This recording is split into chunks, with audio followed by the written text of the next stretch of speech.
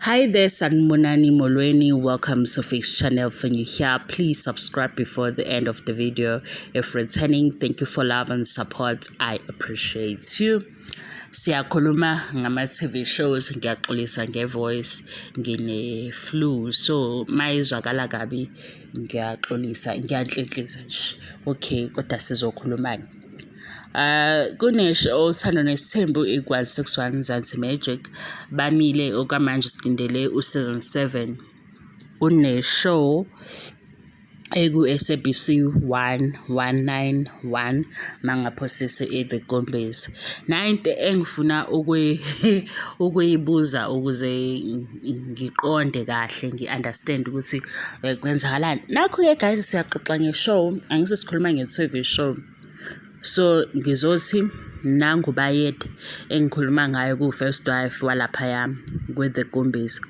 Mawusu commenta i-comment yakho ukhuluma no bayede ngapha kule video engiyenzile, mina ngenze njani?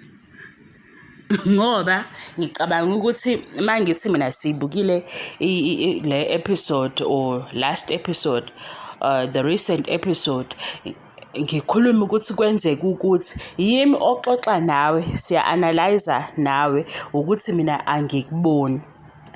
Uma ke usubuya uthi ngithanda 1 2 3 ngoba yedwa, ngezwe ukuthi uthanda lokho, but i-message yakho mayisiqondile ukuthi bayede kwasha kwacima, mina ngithini? Mawukhuluma nobayede la kwi-video mhlambe ngizothi eyi-summary yento eyenzeke kwi-TV show, noma kwi-video exoxa ngento eyenze i-TV show and i-voice iyazwakala nje, ngoba ngisho nje ukuthi nangu sisokhulumayo ophethe umkhuhlane, ngiyasho ukuthi ku-episode 4 nakhe sikubonile esikufundile ilokhu nalokhu. Mase eyakho i-comment ithi nombuso, like ukhuluma nonombuso, uyisho ke lento osuke uzoyisho ihinde.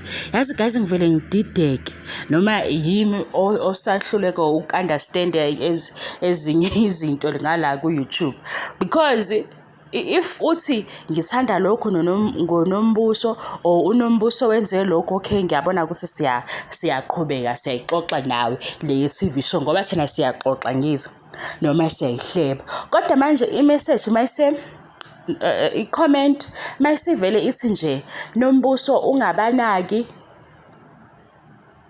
hawu ibe njalo. Mhlampe kube ngapha nakuThando Nesthembu nakhona, mhlampe siyakhuluma ngamakhosikazi akhona, ungaba umacele noma kube umayeni, umakhumalo, umangwabe. Masithi-ke i-comment, wena mangwabe yenza into yakho.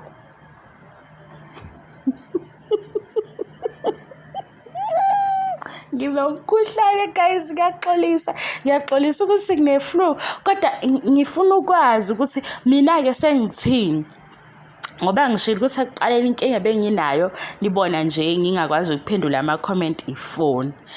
Ngiyaqhubeka futhi ngisebenzisa le foni efile, ngoba ngale foni ngiyakwazi ukuthi ngiyidiscipline, yabo, iyangilimitha le foni izinto engizenzayo. Iside-ke elibi ngalokhu ukuthi angikwazi ukuphawula kuma-comment because angikwazi ukuba fast ngayo njengoba ifile, but into e-right ngayo mina kunaleli side lokuthi angenzi noma yinini, ayihlali isesandleni or angiyisebenzisi njalo ngesimo sayo. Ngiyawafunda ngama-comment manje. Nakho futhi sekuwubaba uMseleki mhlambe indaba ka-number 5, and isizathu sokuthi sizokhuluma ngo-number 5 ingoba vele kwi-TV show sekubekwe udaba lika-number 5. Thina siyaphawula, hayi ukuthi sizokwenza iy'nqumo, asinawo amandla okwenza iy'nqumo. Futhi nento esiyiphawulayo siyiphawula ngoba i-TV show isivezile. Isiyeza-ke i-comment, nginifundele i-comment isikanje, wena baba uMseleki ungabanaki ngoba ngisho uthatha u-number 2 no-number 3 no-number 4 babengekho, like ukhuluma nobaba uMseleki. Kodwa guys, angazi ukuthi ngihlekelani, ngiyaxolisa ekubeni ngithembisile ukuthi leyo kuhleka ngiyayinqamula, ngizosifundisa, ngizosiqoqa. Naye izwe lawo uma ngabe ngiyaveza ukuthi uxabene nobaba uMseleku, mina nawe sixoxa nge-TV show, siyayiqhubeka indaba noma sibeka imbono yethu noma senza assumptions noma ngabe sithini-ke, kodwa le iphakathi kwami nawe, mhlawumbe ngithi umakhelwane-ke esibuka naye le TV show, siyaxoxa manje because uma uphawula yimi okufanele ngibuye ngizosho la kwi-comment ukuthi hhayi ngibone kanjena noma ngifune lokho oshilo mhlawumbe ngithi uqinisile noma-ke ngiphikise lowo mbono wakho. Kodwa manje masuvele wathi nje mayeni vele impilo yakho like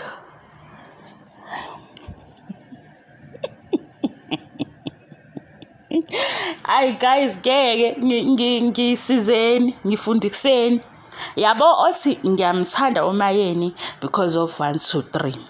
No othi-ke umayeni wenza ukuthi lokhu kuyiphutha, ngikuthandile lokho kwenziwa umayeni, yabo siyaqhubeka siyaxoxa noma kusho ukuthi hayibo ingubo abeyigqokile kodwa iyahlebisa, sesiyahleba-ke lapho. Manje i-comment masizothi Macele wena uyimbokodo, like Macele wena uyimbokodo, ukuthi angilazi ipage ke likaMacele ku-social media, kodwa ngiyayibona phela lokuthi lena ifuna uMacele yena noma mhlawumbe ifuna uMacele lapha ku-DM, mina ngizoyifunda lana noma ngimusha guys ku-social media ukuthi phela vele ke nami ngiqhamuke sengiphapha nje ngathi hayibo kanti ku-YouTube uyakhuluma nje uthola imali kanjalo.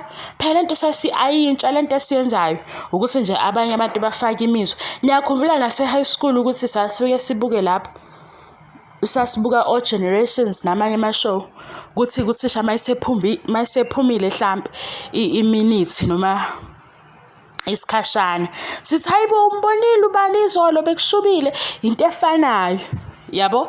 Le ingxoxo phakathi kwethu mina nawe ngale kube ukuthi-ke mhlampe-ke uyayithanda-ke indlela esixoxa ngayo noma uyithanda udlule kwi-channel, kodwa nje ungena kwi-channel wazi kahle ukuthi nangu ukhuluma ngoThando Nesthembu, ukhuluma ubani ufix, mase ukhomenta i-comment izofunda ubani ufix, ma uphikisa futhi mhlampe okuzwile uphikise into ethini ephawule ufix. Kodwa manje masizothi nje babugumbi like babugumbi ngenze njani ngoba cha ngeke ngikwazi, angeke ngithathe ngeke ngikwazi ukubathumelela ukuthi ningithume ngoba ngeke ngibone ngithi awuchalena kubakithi bekufanele ukuthi ifunde uMacele ngoba yona impela ikhuluma noMacele ngqo.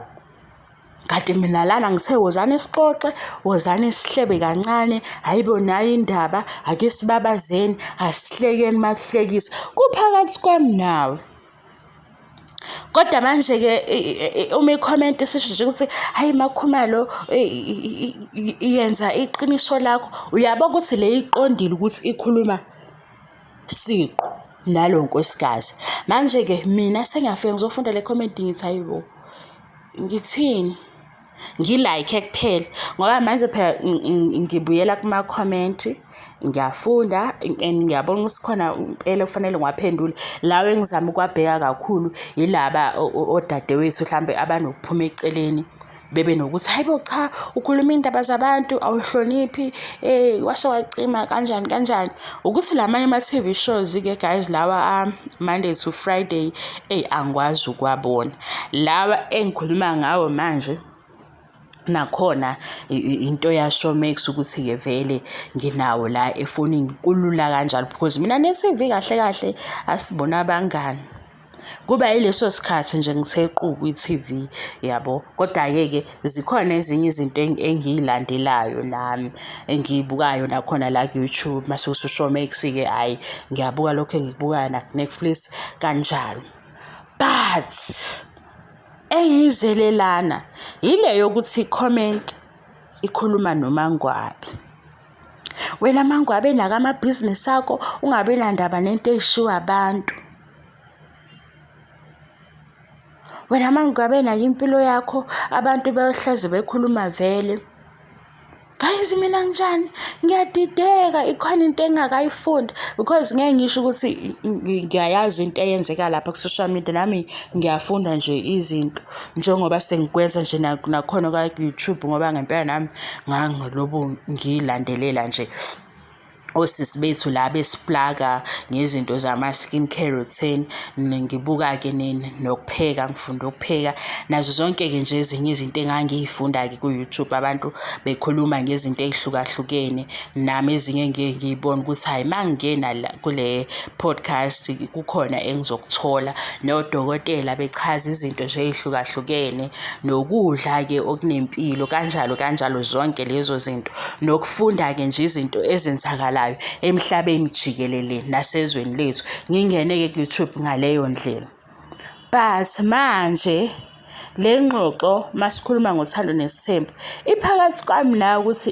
uyayibuka le show usho lokho kubonile lokho sengikhuluma mhlawumbe kuphuma eceleni mawukuzwa kanjalo lokho engikhulumayo kuyahambisana nakho mhlawumbe ngikhuluma kakhulu uyabo ngiyayibona icomment ukuthi le izophendulwa yimi kodwa manje mayisifuna umacele ngenze njani mayisifuna usomkhanda ugumbi lapha yakuthi Gumbis ngenze njani ngoba ngithembe hayibo mina ngiyasho ukuthi hayibo senibabonile abakagumbi ukuthi benzani cha nakho ke sikubonile sikuthandile lokho uyayezwa ukuthi eyethu indaba ihambaphi ukuthi mina nawe siyibukile iTV i-TV show sesiqhubeka lapho ukuthi siyibukile kodwa manje masizothi hayibo Mseleku ungezwa ngamakhosikazi akho hayibo kanti mayisho ukuthi hawu lamakhosikazi mhlambe yabo ngenza isibonelo lamakhosikazi aseyamlawula uMseleku ngiyabona ukuthi nawe uqhubeka nendaba kodwa mawusithi nje Mseleku ungawalalela amakhosikazi why ungayingalena ku DM why ungayi ku inbox ukukhuluma nani kube ukuthi khona okwenzakalile kwenziwe umacele ngiyeza ke mina ngithi hayibo idrama yamamkhulu kwasha wacima kanjani mamkhulu ungabanaka abantu ukuthi bathini ngawe hayibo mase ngithi mina hawu manje ngenza njani ngiyalike kuphela ngoba angifuni ukuba rude mina ngiyayithanda inhlonipho angifuni ukuba rude kodwa nami kwezinye izinto ngiba confused ukuthi hayibo guys kanti manje ngoba yini nje oshilo ukuthi umamkhulu wenze lento mawuthi akangabalaleli abantu uthi angalaleli mina angisazi bengithi nje ake sixoxe lena nike ninake yini niyayinaka yini noma nani niyayibona yabona nje ngenza isibonelo nakho kwenzakalile ubaba lo wangale ku SABC 1 wanga191 sambona ukuthi ugudla amakhosikazi lawa angapha ku 161 and leyo nto thina sithi hawu shuthi umlandeli wabo shuthi umlandeli wamakhosikazi angale hawu phela ukwazi ukuthi engavele bagudla ngesikho ukuthi ubabukile uyabazi uyabanaka yabo sesiyakhomenta nje kanjalo omunye ke mhlawumbe engathandi ukuthi sisho njalo ethi hayi akabekanga agamela umuntu yabona omunye usho njalo omunye ethi akabekanga agamela umuntu thina hayi phela siyazi ukuthi unesithembu esinye isithembu esikumabona kude yilesi obviously ugudla lapha sesiyaphawula ke thina nomunye sethi hayibo miyekeni like hayi guys asikhulumeni le ama comment siyayikhuluma nje futhi kahle asixabani nami ngifisa ukwazi ukuthi manje mayisisuka iqonde kumacele kodwa ikule video le umacela angakhulumi kuyo senze njani noma ikhona la sidideka khona ngoba mina nawe sixoxa ngoba sibonile iTV show siyaqhubeka nendaba uyabona kwenzeke nje kwenzeke mhlambe noma isiphi isigameko osibonile ngosuku mase uyahamba ke uyoxoxa nomakhelwane into efanayo mina nawe siseyikithi manje la ukuthi hayibo kodwa yini lokho yana ukusikhohlisa kodwa yini bakithi lokho bephinda into eyodwa isiphakathi kwethu le mayisiphinda into eyodwa hayi nayi comment makhoma lo ngabi nandaba nabo hayi ningabi nandaba nabo. Obani? Mina nababuka i-TV show, nabathengi babo, ngoba phela laba ababuka i-TV show yibo laba benza ukuthi kube ney'namba ey'khokhayo. Yekani iy'ndaba zabantu, bona labo othi abayiyeke yibo laba benza ukuthi i-show iya-nominate-wa laphaya ko-Best Reality TV Shows eMzansi kwasha kwacima, uyabo. Kodwa manje mina-ke ngibuza ngapha kwelami isayidi ukuthi uma sekuthiwe mangabe ungabanaki, wena mangabe wazela umyeni wakho, uyabo, lena iqondene nomangwabe, sengizophendula ngithini darling, sithandwa sami? Ngilike kuphela vele into eyenzakalayo ku-social media, okwami ukuthi nje ngilike, ngoba guys mina ngivele ngingazi. Ngisho nakhona iy'ngane njengoba kade sikhuluma nje Izingane Zesthembu, ize-ke i-comment, uyayibona phela manje ukuthi le kufanele ifunde uvuyo maye kwazi ukuwafunda onke ama-comment akawatholayo, mhlawumbe maye kwazi ukubheka ku-DM wakhe, ngiyibona ukuthi hawu lena phela iyakuvuyo ngqo. Mina kanti ngithe kuleya TV show, kuleya episode kwenzeka ukuthi ngabe nikubonile, ngabe nikuthandile, ngabe nibhorekile, ngabe niyayithanda le TV show, siyaxoxa thini phakathi kwethu sobabili. Nakhona-ke ukuthi hhayi, uyabhimba, utshela mina, mase-ke ngiyabuya-ke mina ngisho ukuthi hhayi ngiyabonga, ngoba mhlawumbe kuyenzeka ukuthi ngiyabhimba angizizwa, ngoba ngempela abantu kuyenzeka bebhimbe bengazizwa. Nike nibone nje sibuka laphaya leya competition yomculo, omunye abhimbe, uthole ukuthi ngempela yena uzimisele kodwa uyabhimba, athi amajaji semtshela ukuthi hayibo akuhambanga kahle, akhala, ubone ukuthi ukhala akazenzisi ngoba yena usuke eshayile esayidini lakhe. Uyabona-ke manje izakimi nje ithi hayi sisingeke, akubanga yilokhu, or mina ngibona lokhu. Nokunye futhi-ke akuliwa phela, akuliwa, hawu cha, akuliwa ngempela. Sesiyayikhulumela nje ngomndeni ukuthi siwubona ku-TV, okunye nokunye abakwenzayo, hayi. Uyabona nje nakho ukuthi mhlampe ngezwe amagama athile ngase ngiyavuseleleka, hamba phela uye kubayede ukuze ezoyishayela ihlombe, uyabo. Angisho kodwa kabi guys ukuthi mina ngivele ngazi ngoba yami, ngoba ividiyo ngisengishiye ukuthi review into esesiyibonile, mase yimi oyibonile. Nengisho futhi ukuthi hhayi-ke abalandeli bona bathi, ngiyakuchazela ukuthi lokhu esengikubala manje okushiwo abalandeli nabantu ababuka i-TV show, mase kuba ukuthi i-comment isikhuluma ngqo nalo lapha ku-TV. Mase ngithi hawu, manje siyenze njani le comment, siyilike kuphela, sishiye kanjani? Nami ngibuza leyo ndaba ngoba ngiphindaphinda into eyodwa, ngoba hayi bo ngibhizi ngiyafuna ama-comment maningi, kodwa ngiyabuka ngithi hawu, lena phela kufanele kuphendule umacele, hayi bo kufanele kuphendule umakhumalo, kufanele kuphendule umayeni-ke la kufanele kuphendule umangwabe, lana-ke umsele kufanele iphendule, uGumbi kufanele ayiphendule. Hawu, amakhosikazi akaGumbi kufanele ephendule lapha. Uyabona nje ngisho abantu engisho lapha abakumabona kude engijwayele ukukhuluma ngabo ngalama TV shows engikhuluma ngabo. Manje-ke mina sengingapha cabanga, omunye uyancoma kodwa ugxeka mina ngokuthi ngikhulume nge-TV show, kodwa ukuthola kwakhe le video asekhomenta kuyo uyithole ngoba mina ngiyenzile. Lapho uzongigxeka-ke, useyangigxeka-ke, nina niyeke iy'ndaba zabantu. Manje siyeke iy'ndaba zabantu, uyithole kanjani le video sithanda? Nina niyeke iy'ndaba zabantu, abantu beyohlezi bekhuluma, ukhuluma kakhulu, ungizwe kuphi? Hayi, bengithi asibe nalo mhlangano omncane, akube u2 minutes nje walo mhlangano, mase niyasho ukuthi nike niyiboneni leyo nto, niyayinaka, nike niyinake, niyayibona. Angisho ukuthi yimbi, kodwa manje ishiya ngapha ngididekile ngoba ngiyazi ukuthi lena comment ayiqondile kimi, iqonde kulo engikhuluma ngayo. Manje inkinga yimi okuxoxelayo, ngizokwenze njani-ke? Ngidlulise umyalezo? Sibonge-ke ithuba ne-support, ngiyabonga kakhulu. Iflu-ke yona inomona ngoba phela ziningi izinto esezenzakalile e-South Africa. Bengibona ukuthi nje azivele siyigoqe zonke izigaxa za-2023 ukuze siyishiye-ke nawo 2023 sidlulele kuyo. Kodwa sekukuningi kakhulu.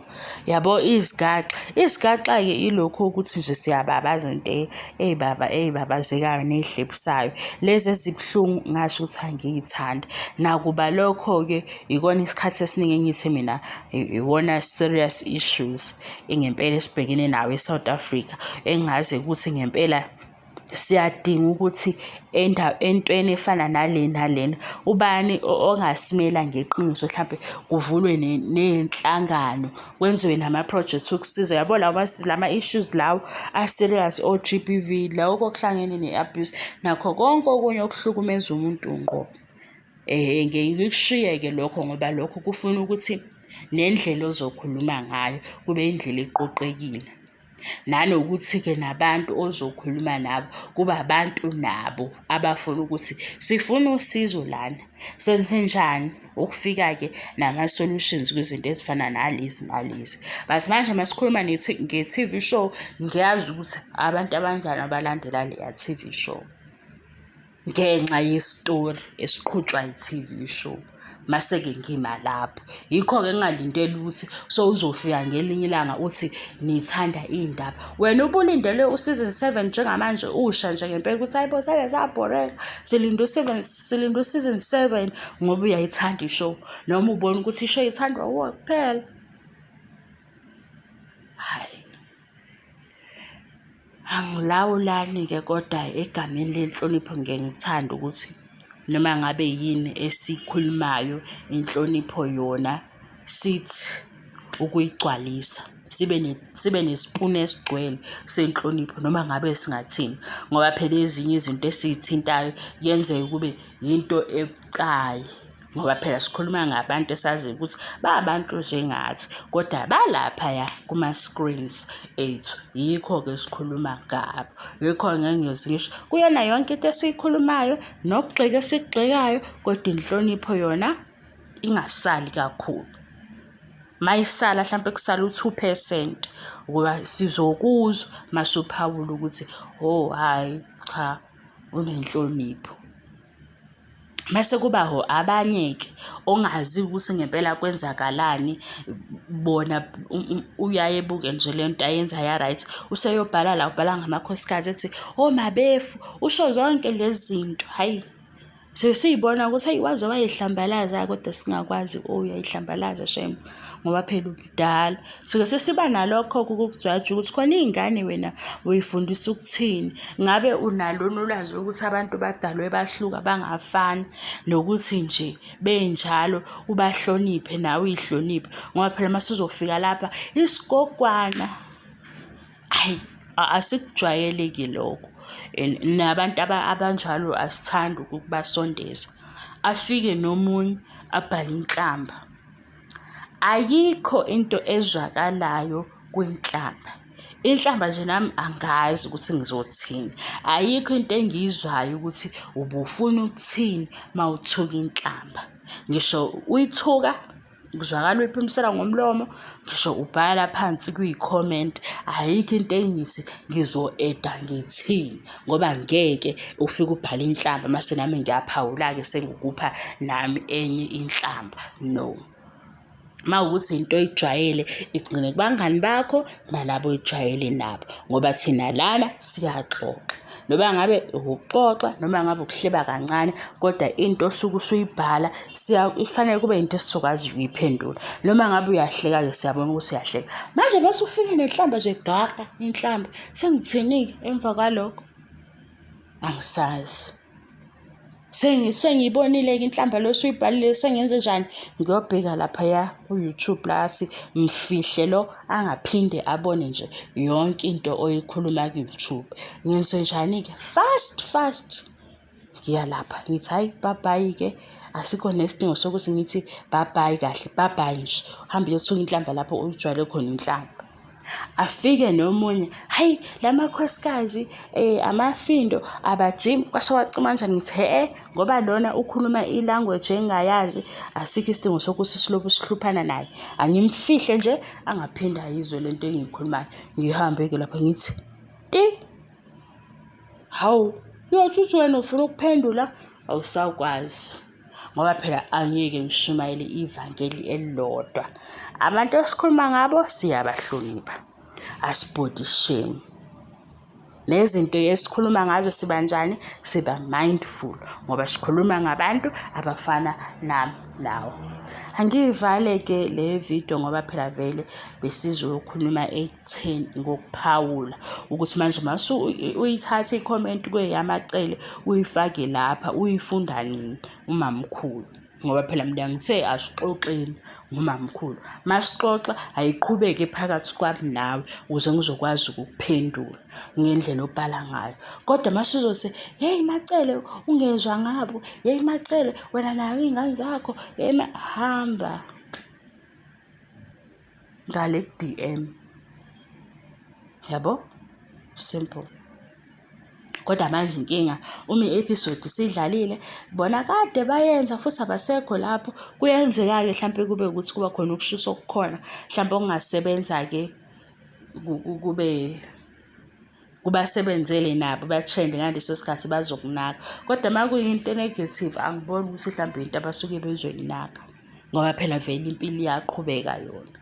Ishow ishuthwa mhlampe 6 months before siyibone. Manje emva kwalokho sekukuningi okwenzakalayo. Yikho khona ngize ngithi mina hayi phela abantu mase siphawula sibe sikhumbula ukuthi lokhuyana kulapha ngibona kude. Noma kunjalo ukuze kube mnandi asisilandele isitori ngale ndlela le abasuke besitshela ngayo.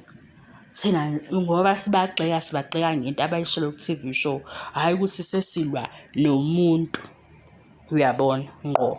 Ngoba phela kulapho-ke sekuvela khona ukuthi hayi bo ninomona, hayi bo uyanisa, hayi bo ayikho into enzoba yiyo, hayi bo hawu kanjani manje why? Sesifike kanjani lapho? Sivaleke le video seyiningi. Hayi umkhuhlane shame waze wayenza indaba.